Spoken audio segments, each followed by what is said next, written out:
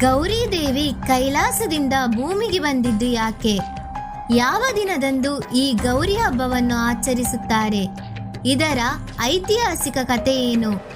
ಈ ಎಲ್ಲ ಪ್ರಶ್ನೆಗಳಿಗೆ ಉತ್ತರವನ್ನು ಈ ವಿಡಿಯೋದಲ್ಲಿ ತಿಳಿಯಲಿದ್ದೇವೆ. ಎಲ್ಲರಿಗೂ ಪ್ರೇರಣೆ ಯೂಟ್ಯೂಬ್ ಚಾನೆಲ್ಗೆ ಸ್ವಾಗತ.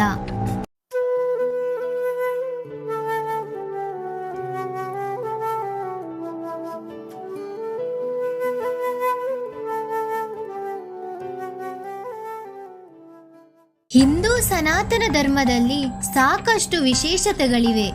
ಹಿಂದೂಗಳು ಆಚರಿಸುವ ಪ್ರತಿ ಹಬ್ಬಗಳಲ್ಲಿಯೂ ಒಂದೊಂದು ವಿಶೇಷತೆ ಇದೆ. ಭಾದ್ರಪದ ತೃತೀಯದಂದು ಗೌರಿಯನ್ನು ಆಚರಿಸಬೇಕು.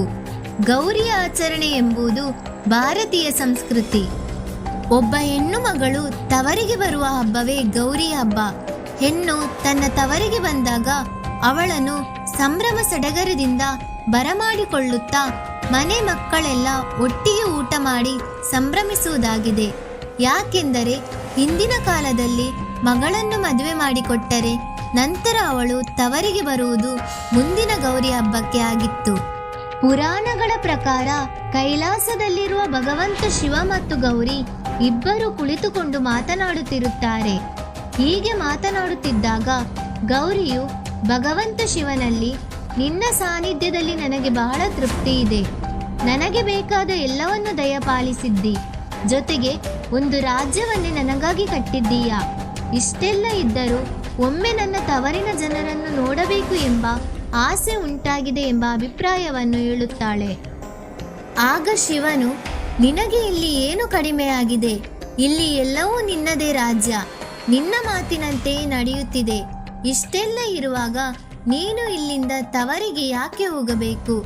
ಬೇಕಿದ್ರೆ ನಿನ್ನ ತವರು ಮನೆಯವರನ್ನೇ ಇಲ್ಲಿಗೆ ಕರೆಸುತ್ತೇನೆ ಎಂದು ಹೇಳುತ್ತಾನೆ.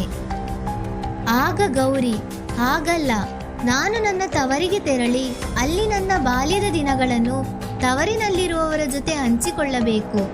ಆಗ ನನಗೆ ಸಂತೋಷವಾಗುತ್ತದೆ ಎಂದು ಹೇಳುತ್ತಾಳೆ. ಆಗ ಶಿವನು, ಎಷ್ಟು ದಿನಕ್ಕೆ ತವರಿಗೆ ಹೋಗ್ತೀಯಾ?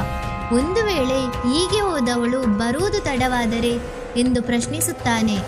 ಈ ವೇಳೆ ಗೌರಿ, ಇಲ್ಲ, ಭಾದ್ರಪದ ಮಾಸದಲ್ಲಿ ಇಂತಹ ಒಂದು ದಿನ ನಾನು ನನ್ನ ತವರಿಗೆ ಹೋಗಿ ಬರುವುದಾಗಿ ಶಿವನ ಮುಂದೆ ಬೇಡಿಕೆ ಇಡುತ್ತಾಳೆ. ಹೀಗೆ ತಾಯಿ ತವರಿಗೆ ಬರುತ್ತಾಳೆ. ಇದೇ ದಿನವನ್ನು ನಾವಿಂದು ಸ್ವರ್ಣ ಗೌರಿ ಹಬ್ಬ ಎಂದು ಆಚರಿಸುತ್ತೇವೆ.